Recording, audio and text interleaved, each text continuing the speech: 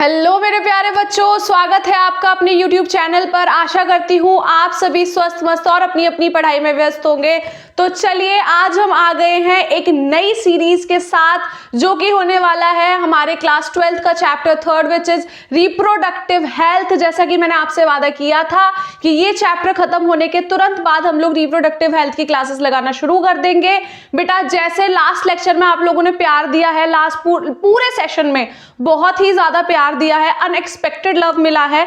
I want the same in this lecture. Stay connected, videos को देखें, like करें, share करें, सब्सक्राइब करें। अगर आपको मेरा पढ़ाया हुआ समझ में आता है तभी, अगर नहीं आता है तो उसका कोई मतलब नहीं बनता। फालतू में अपना टाइम ना वेस्ट करें। समझ में आता है तो प्लीज स्टे कनेक्टेड। धीरे धीरे करके सारे चैप्टर्स आएंगे, सारा सिलेबस कंप्लीट होगा, तो प्लीज रहिए, कनेक्टेड रहिए। तो चलिए बिना किसी देरी के आज हम अपना एक नया लेक्चर स्टार्ट कर देते हैं विच इज रिप्रोडक्टिव हेल्थ। तो चलिए करते हैं स्टार्ट। बेटा चैप्टर पढ़ने से पहले उसका नाम समझ लेते हैं। रिप्रोडक्टिव रिप्रोडक्शन से रिलेटेड है, हेल्थ का मतलब होता है स्वास्थ्य। क्या होता है? स्वास्थ्य। हम लोगों ने रिप्रोडक्शन पढ़ लिया है लास्ट लेक्चर में, क्या होता है, कैसे होता है, सब कुछ देख चुके हैं हम लोग, बट स्टिल एक ओवरव्यू दे देती हूँ। रिप्रोडक्शन क्या होता है बेटा? जब कोई भी मेल और फीमेल साथ में मिलते हैं, मैटिंग होती है। नॉट ओनली रिप्रोडक्शन सिर्फ सेक्सुअल और असेक्सुअल होता है, बट मैं आपको सेक्सुअल के बारे में बात कर रही हूँ क्योंकि हम लोगों को सेक्सुअल ही पढ़ना है इस पूरे चैप्टर में। मेल और फीमेल आपस में मैटिंग करते हैं और वो एक नए ऑर्गेनिज्म को बर्थ देते हैं, उसको रिप्रोडक्शन बोला गया। नाम से पता पड़ रहा है, रिप्रोडक्शन, फिर से किसी चीज को प्रोड्यूस करना, इज कॉल्ड रिप्रोडक्शन। और बेटा रिप्रोडक्टिव हेल्थ में हम लोग रिप्रोडक्शन के दौरान हुई हुई चीजों के अंदर क्या क्या हम लोगों को प्रिकॉशंस लेने चाहिए, कैसे अपनी हेल्थ को मेंटेन करके रखना चाहिए, ये सब हम पढ़ने वाले हैं। तो बिना किसी देरी के चलते हैं आगे, पढ़ते हैं डेफिनेशन क्या है रिप्रोडक्टिव हेल्थ की। तो बेटा आप सब लोग जानते होंगे there is one thing called WHO, world health organisation, जो कि इंडिया के मतलब ऑब्वियसली वर्ल्ड के अंदर है। तो इन्होंने कुछ एक डेफिनेशन दी थी। डेफिनेशन के दौरान देखते हैं इन्होंने क्या डेफिनेशन दी थी। इन्होंने डेफिनेशन दी थी अकॉर्डिंग टू WHO रिप्रोडक्टिव मतलब world health organisation, reproductive health means a total wellbeing in all aspects of reproduction, that is physical, mental, emotional and social. ये बोल रहे हैं कि रिप्रोडक्टिव हेल्थ का मतलब ये नहीं है कि आपकी रिप्रोडक्टिव हेल्थ हो। रिप्रोडक्टिव हेल्थ के कंसर्न में आपकी सोशल, मेंटल, फिजिकल, इमोशनल हर सारी हेल्थ ठीक हो तभी आपकी रिप्रोडक्टिव हेल्थ ठीक हो सकती है।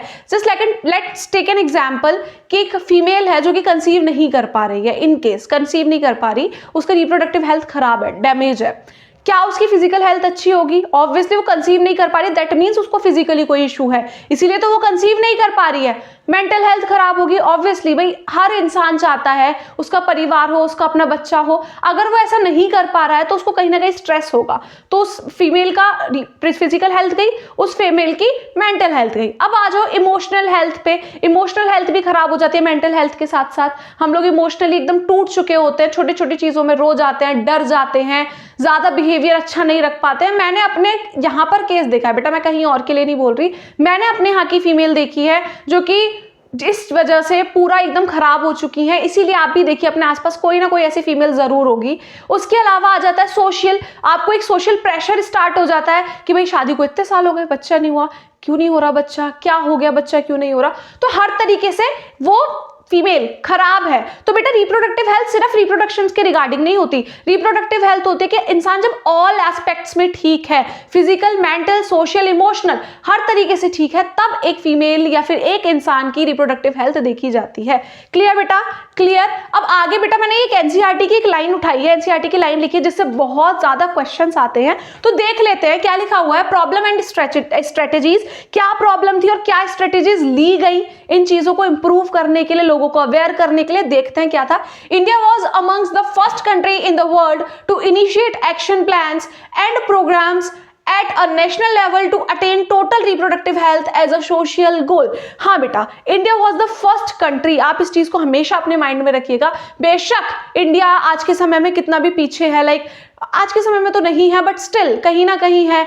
लड़कियां मतलब डॉटर्स अपने फादर से अपने पीरियड्स की बात नहीं कर सकती, उन्हें शर्म आती है। डॉटर अपने फादर को नहीं बता सकती कि उनका पीरियड डिले आ रहा है, जल्दी आ रहा है, उनको पीसीओडी है, कुछ नहीं शेयर कर पाती हैं। कॉन्डम्स के एडवर्टीजमेंट आते हैं, तुरंत पेरेंट्स बोलते हैं हटाओ, जल्दी से इस एडवर्टीजमेंट को हटाओ। कोई भी पेरेंट, कोई भी गार्जियन नहीं चाह रहा है कि वो अपने बच्चों से बिल्कुल भी सेक्स एजुकेशन काइंड ऑफ ले या फिर उन बच्चों को प्रोवाइड करे, नहीं, सब शर्माते हैं। बट बेटा ये एक सच्चाई है कि India was the first country, पहली कंट्री थी जिसने एक स्टेप लिया था अगेंस्ट रिप्रोडक्टिव हेल्थ, अगेंस्ट नहीं मतलब इन रिप्रोडक्टिव हेल्थ के लिए जो पहला स्टेप लिया गया था वो किसने लिया था? इंडिया ने लिया था। उसने नेशनल प्रोग्राम स्टार्ट किए थे, विजुअल ऑडियो से लोगों को अवेयर करा था, लोगों के घर जा जाकर भी अवेयर करा था, बहुत ज्यादा अवेयर करा था। न्यूज़पेपर्स में एडवर्टीजमेंट्स निकाले थे इंडिया में, ये सबसे पहली कंट्री थी इसलिए हमारी India. These programmes called family planning, ये जो प्रोग्राम्स उन लोगों ने करे थे उनको फैमिली प्लानिंग बोला जाता है बेटा। उसमें बताया जाता था कि कैसे फैमिली को प्लान किया जाए, लाइक आप एक साथ 5-5, 6-6 बच्चे नहीं कर सकते, कितना गुड एज मतलब एज डिफरेंस होना चाहिए आपके पहले बच्चे से आपके दूसरे बच्चे में, और बच्चे कितने होने चाहिए, जैसा कि उन्होंने बताया कि बस 2 ही बच्चे होने चाहिए। उसके अलावा उन्होंने vasectomy, tubectomy, barrier methods like condoms वगैरह भी उन्होंने गवर्नमेंट ने फ्री डिस्ट्रीब्यूट भी करे थे। आप लोगों ने एक मूवी देखी होगी बेटा, दंगल, आई गेस, हाँ दंगल, उसके अंदर भी दिखाया गया है, दंगल, हाँ दंगल में ही दिखाया गया है बेटा, कैसे गाँव जा जाकर ऐसे वो उसको लाइक उनका मेल्स का करा जा रहा था, ट्यूबेक्टॉमी करा जा रहा था, और उन लोगों को वो बांटे जा रहे, सॉरी वासेक्टॉमी, मेल्स का ट्यूबेक्टॉमी नहीं होता बेटा, वासेक्टॉमी होता है, सॉरी वासेक्टॉमी करा जा रहा था और कॉन्डम्स बांटे जा रहे थे। तो बेटा कुछ ऐसा ही हुआ था, गवर्नमेंट फ्री कॉन्डम्स बांटती थी, सारे जितने भी गवर्नमेंट हॉस्पिटल्स हैं, जितनी भी गवर्नमेंट ऑर्गेनाइजेशन है, वहां पर फ्री वासेक्टॉमी और ट्यूबेक्टॉमी होता था, कोई पैसा नहीं लगता था, कोई चार्ज नहीं होता था। तो ये सारी चीजें इनिशिएट की गई थी इंडिया से, वर इनिशिएट इन 1951। बेटा मोस्ट इंपॉर्टेंट क्वेश्चन जो बनता है, कब इनिशिएट हुई थी, तो आपको याद रखना है 1951 पे। बेटा ये जो फैमिली प्लानिंग प्रोग्राम था, फर्दर इसका नाम भी चेंज कर दिया गया था, इसका नाम रख दिया था RCH, reproductive and child health care, ठीक है। और क्या लिखा था? Were periodically assessed over a past decades improve programs covering widers, मतलब ज्यादा से ज्यादा फैलाया जा रहा था प्रोग्राम को, ज्यादा से ज्यादा लोगों को अवेयर किया जा रहा था, बताया जा रहा था व्हाट इज सेक्स एजुकेशन, क्या होता है फैमिली प्लानिंग, क्या होती है रिप्रोडक्टिव हेल्थ, हर चीज को बताया जा रहा था। कुल मिलाकर ऐसी कोई भी चीज नहीं थी जो छोड़ी जा रही थी, लोगों को अवेयर करने में बिल्कुल पीछे नहीं रह रही थी गवर्नमेंट। वो बात अलग है कि लोग शर्मा रहे थे, उसको अडेप्ट नहीं कर पा रहे थे, उस चीज को नहीं वो इंटरेस्टेड थे इन सब चीजों में, बट हाँ India was the first country जिसने ये चीज इनिशिएट करी थी।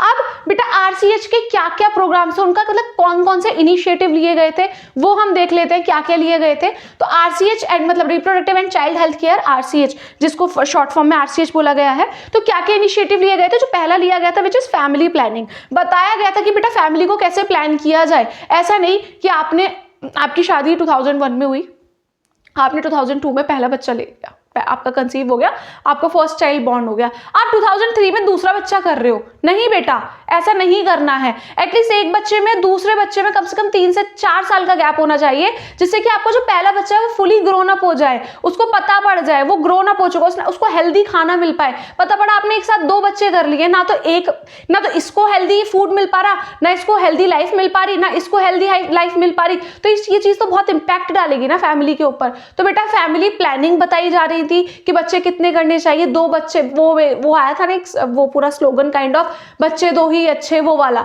तो मतलब वही कि 2 बच्चे करो, दैट इज एनफ, फैमिली पूरी हो जाती है 4 लोगों में। तो यही चीजें बताई जा रही थी। इसके अलावा सेक्सुअल हेल्थ अवेयरनेस, जो हमारी सेक्सुअल हेल्थ है उसको कैसे अवेयर किया जाता है, मतलब उसके लिए अवेयरनेस फैलाई जा रही थी कि कैसे उसको मेंटेन करके रखना है। जैसे कि फीमेल्स को वही मैं आपको बताने वाली हूँ, फीमेल्स के पीरियड्स बहुत ज्यादा ऐसा हो रहा था कि आ रहे हैं, नहीं आ रहे हैं, बहुत सारी बीमारियां थी उनके अंदर, मेल्स के अंदर भी बहुत सारी बीमारी थी, उनके अंदर स्पर्म काउंट ढंग से नहीं हो पा रहा था, या फिर कुछ भी, इन चीजों को लेकर अवेयर किया जा रहा था लोगों को कि हाँ देयर इज समथिंग, जो मतलब एक चीज है जहां पर आप इनका ट्रीटमेंट करा सकते हो, हॉस्पिटल से इनका ट्रीटमेंट करा सकते हो, ये एक बीमारी है। लोग पहले सोचते थे इट्स अ नॉर्मल थिंग, अगर फीमेल को 2-2, 3-3 महीने में भी पीरियड्स आ रहे, it's a normal thing, but बेटा it is not normal, it is not normal. 3-3, 4-4 महीने बाद पीरियड्स आने इज नॉट नॉर्मल। तो लोगों को अवेयर किया जा रहा था कि आप इस चीज को लेकर अवेयर रहें, डॉक्टर्स के पास जाएं, प्रॉपर ट्रीटमेंट ले। इसके अलावा क्या करा जा रहा था? सेक्स सेक्स एजुकेशन की पहल करी जा रही थी फ्रॉम क्लास 9th से स्टार्ट कर दिया गया था सेक्स एजुकेशन इंडिया में। हालांकि नहीं करता आज भी कोई बात इतनी ज़्यादा, लाइक मैं बायो पढ़ा रही हूँ तो मैं ही पढ़ाऊंगी बस सेक्स एजुकेशन के बारे में। आपका एसएसटी का टीचर, आपका मैथ्स का टीचर, हिंदी की टीचर, इंग्लिश की टीचर कभी डिस्कस नहीं करने वाली इस चीज़ को, है ना। तो सिर्फ बायोलॉजी के जो टीचर्स है, इवन दो मैं फिर भी कर रही हूँ, लेकिन मैंने काफ़ी बच्चों से सुना, लाइक जो बच्चे मेरे से ट्यूशन पढ़ते हैं, मैम ऐसा कुछ नहीं पढ़ाया था हमें स्कूल में। काफ़ी टीचर्स है जो वहाँ पर भी एकदम क्या फ़ायदा बायो पढ़ाने का, क्या फ़ायदा बायो लेने का कि आपको जब पता ही नहीं है व्हाट इज सेक्स एजुकेशन। तो बेटा इसको बहुत ज़्यादा सपोर्ट किया गया था, बहुत ज़्यादा पहल करी गई थी सेक्स एजुकेशन की। स्कूल में गवर्नमेंट ने बुक्स के अंदर चैप्टर्स दे दिए थे, जैसे कि आप क्लास 10th में पढ़ते हैं human reproduction, how do we organism reproduce करके जो चैप्टर है, वहाँ से स्टार्ट हो गया था सेक्स एजुकेशन के बारे में पढ़ना। इसके अलावा maternal and child health care. तो बेटा पहले क्या होता था ना कि खाना पीना इतना अच्छा नहीं हुआ करता था। हाँ मैं मानती हूँ दूध दही हुआ करते थे, बिल्कुल हुआ करते थे, दूध दही हुआ करते थे, खाना पीना ठीक है मान लेते अच्छा हुआ करता था, बट टेकिंग केयरिंग नहीं हो पाती थी। पहले की फीमेल्स क्या होती थी, वो प्रेग्नेंट है बट वो स्टिल घर के सारे काम करेंगी, प्रेग्नेंट होने के बाद भी घर के सारे काम, मतलब मैं ये नहीं कह रही काम करना बेकार है, बट बेटा बहुत प्रेशर में आकर काम करती थी। बाल्टियाँ उठाकर छत पे लेकर जाना, कपड़े धुलना, पहले भैंसें हुआ करती थी, गोबर से पहले हमारी तरफ मॉप नहीं हुआ करता था, गोबर से पूरा चौका वगैरह लगाया जाता था, तो एक प्रेशर पड़ता था फीमेल के ऊपर।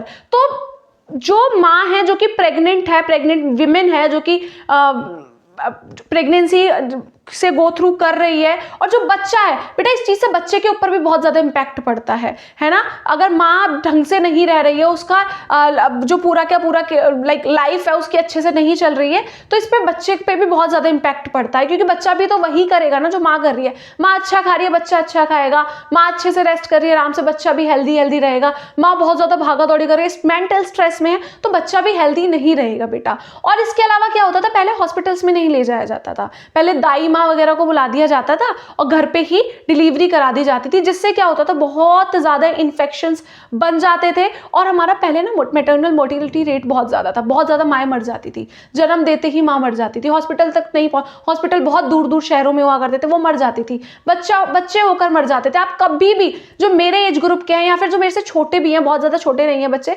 वो पूछे अपनी मम्मियों से, शायद ही ऐसी कोई फीमेल होगी उस टाइम की जिसका मिसकैरेज नहीं हुआ होगा। इवन तो मैं अपनी फैमिली में देख रही हूँ बहुत ज़्यादा मिसकैरेज होते थे पहले। इवन मैंने अपने आसपास मतलब लाइक जान पहचान में मेरे को पता पड़ा कि किसी फीमेल की डेथ हो गई है, पूछा क्यों कैसे हो गई, कि बच्चा करा था, बच्चा होते ही उनकी डेथ हो गई। तो दैट मीन्स कि उनकी केयर नहीं करी जा रही थी। तो उस चीज़ के लिए भी अवेयर करा जा रहा था कि मैटरनल माँ से लिया जाता है, मैटरनल का मतलब माँ जो कि प्रेग्नेंट है इस समय, maternal and child health care को लेकर भी अवेयर किया जा रहा था लोगों को। उसके अलावा एसटीडीज मतलब सेक्सुअली ट्रांसमिटेड डिजीज, पहले लोगों को नहीं पता था सेक्सुअली ट्रांसमिटेड डिजीज क्या होती है, हालांकि अब तो लोग बहुत ज़्यादा काफ़ी हद तक जान चुके हैं, पढ़ाई भी कर रहे हैं, एडवर्टीजमेंट भी आते हैं लाइक एड्स एंड ऑल। तो बेटा उसके लिए अवेयर किया जा रहा था कि कैसे उससे बचा जाए, ओरल सेक्स अवॉइड किया जाए। इसके अलावा barrier methods like condoms use करे जाए, अपना जो पार्टनर है उसकी हेल्थ के बारे में आपको पता होना चाहिए, वो किसी डिजीज से तो लाइक गो थ्रू नहीं कर रहा है। तो सेक्सुअली ट्रांसमिटेड डिजीज के बारे में भी अवेयर किया जा रहा था। उसके अलावा क्या लिखा था, मिसयूज ऑफ अमीनो सिंथेसिस। बेटा अमीनो सिंथेसिस एक लाइक मैं बता देती हूँ आपको, हम पढ़ेंगे आगे ब्रीफ में पढ़ेंगे, बट मैं आपको एक ओवरव्यू जैसा दे देती हूँ। बेटा हम लोगों ने लास्ट चैप्टर में ना अमीनियोटिक फ्लूइड के बारे में पढ़ा था, जिस टाइम पे फीमेल वॉर्म की बात कर रहे थे, बच्चे की बात कर रहे थे, तो अमीनियोटिक फ्लूइड के बारे में पढ़ा था। तो बेटा वो यहीं से रिलेटेड है। ये अमीनियोसिंथेसिस क्या होता है बेटा, ये एक ऐसा टेस्ट होता है बेसिकली जिसके अंदर बच्चे का सेक्स पता पड़ जाता है कि बच्चा लड़की है या लड़का है। तो लोग क्या करते थे, अमीनोसिंथेसिस करा लेते थे, और जब पता पड़ता था लड़की है तो उसको क्या करा देते थे, अबॉर्ट करा देते थे। तो ये भी अवेयर किया गया कि अमीनोसिंथेसिस का मिसयूज ना किया जाए। इवन दो अब तो इंडिया में एकदम बैन हो चुकी है, कहीं भी नहीं होती है, हाँ होती होगी कहीं लोग कराते होंगे तो, अदरवाइज बैन है, ऑलमोस्ट ऑल इंडिया बैन है। पता पड़ता है तो डॉक्टर का लाइसेंस कैंसिल कर दिया जाता है, और जेल भी मतलब लाइक कर दी है, पनिशमेंट एक डिसाइड हो गई है। अगर कोई अमीनोसिंथेसिस करता हुआ पकड़ा गया, जो पकड़ा गया, जो कर रहा है उसको भी जेल है और जो करवा रहा है उसको भी जेल है। तो अब तो बैन है फिलहाल, अब लोग बहुत अवेयर हो गए इस चीज़ को लेकर। और अब मुझे ऐसा लगता है लोगों के माइंड में नहीं रह गया है कि हमको लड़की चाहिए या फिर लड़का चाहिए। इवन दो मैं अपने सराउंडिंग में देख पा रही हूँ, लोगों को लड़कियां ज़्यादा पसंद है कि हमारी पहली बच्चा बेटी हो, तो अब बहुत ज़्यादा कम हो गया है। हाँ, हो सकता है गाँव देहात वाले क्षेत्र में आज भी हो, बट अगर हम बात करें सिटीज़ की, टाउन्स की, तो वहाँ पर नहीं रह गई है ये चीज़। उसके अलावा non hormonal and non steroid pill, बेटा मैं आपको बता देती हूँ, इंडिया में सबसे पहली non hormonal and non steroid pill बनी थी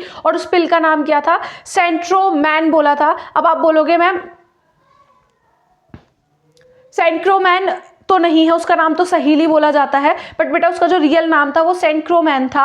और नॉर्मली जो पब्लिश की गई थी वो सहीली नाम से की गई थी, क्योंकि इंडिया में लोग इतने ज़्यादा उस टाइम पे इतने एजुकेटेड नहीं होते थे, तो उनको सहीली नाम इसलिए दिया गया था। मैं ये नहीं बोल रही इंडिया में लोग एजुकेटेड नहीं होते थे, बट सहीली, फीमेल्स एजुकेटेड नहीं होती थी बेसिकली, तो सहेली नाम इसलिए दिया गया था कि जिससे कि लड़कियाँ, फीमेल्स अपने आप से उसको कनेक्ट कर पाएँ। सहेली नाम, सहेली का मतलब होता है फ्रेंड, तो सहेली नाम दिया गया था उस पिल को। ये भी याद रखना है, इंडिया यहाँ पर जीत गया था मतलब इंडिया ने ही सबसे पहले इंडिया ने ही प्रोग्राम से स्टार्ट किया था, ये RCH प्रोग्राम स्टार्ट किया था इंडिया ने ही। सबसे पहली non hormonal non steroid hormone pill बनाई थी, जो कि वीक में एक बार ही ली जाती है। ये भी हम पढ़ेंगे आगे चैप्टर में, ये सब हम लोग पढ़ने वाले हैं। इसके अलावा सेक्स रिलेटेड क्राइम के बारे में भी अवेयर किया गया था। पहले मेल्स अपना ड्रिंक वगैरह करते थे, अपनी फीमेल को मारते पीटते थे, देन सेक्स करते थे उसके साथ। फीमेल नहीं चाहती है कि उसको बच्चा करना है, स्टिल उसको ज़बरदस्ती 2-2, 4-4, 6-6 बच्चे करा दिए जाते थे, 11-11 बच्चे भी करे जाते थे, जिससे कि फीमेल बहुत ज़्यादा डिप्रेशन में आ जाती थी। कई बार फीमेल सुसाइड भी कर लेती थी। तो इन सब चीज़ों को लेकर भी अवेयर किया गया था। कुल मिला के RCH ने स्टेप्स बहुत अच्छे लिए थे लोगों को अवेयर करने के लिए, लोगों को जागरूकता फैलाने के लिए। अब उसका इम्पैक्ट कितना पड़ा था, कितना नहीं पड़ा था, ये हम नहीं जानते हैं। मुझे नहीं लगता कि कुछ इम्पैक्ट पड़ा था उस टाइम पे, बट हाँ, हम कह सकते हैं कि जहां पर 100% लोग बिल्कुल भी अवेयर नहीं थे, वहां पर अब 40% लोग अवेयर हो चुके थे। अब वो फॉलो करें या ना करें, बट उन्हें पता पड़ गया था क्या सही है क्या गलत है, और लोगों ने करा भी फॉलो। इसीलिए तो आने वाली जनरेशन में बच्चे कम होते चले गए। अब कोई नहीं करता 10-10, 11-11 बच्चे। अब कोई भी लड़का लड़की में भेदभाव नहीं करता है। तो धीरे धीरे चीज़ें, तो धीरे धीरे हमारी मेंटेलिटी भी अच्छी होती जा रही है, डेवलप होती जा रही है। सब कुछ ऑल बिकॉज ऑफ दिस। ये जो RCH ने नए प्रोग्राम स्टार्ट किए हैं, आजकल आप देख पा रहे होंगे टीवी पे नॉर्मली कॉन्डम्स वगैरह के एड्स दिए जाते हैं और बहुत सारी चीज़ों के एड दिए जाते हैं। तो इट इज़ वेरी नॉर्मल, अब तो काफ़ी नॉर्मल हो गया है। तो बेटा इस पूरे चैप्टर में हम यही पढ़ने वाले हैं। बहुत इंटरेस्टिंग चैप्टर होने वाला है। आप एक भी लेक्चर मिस ना करें, सारा चैप्टर अच्छे से पढ़े। That is it all about this lecture. Hopefully everything is clear to you all. If you guys like the video, do like, share and subscribe the channel. Thank you so much for watching.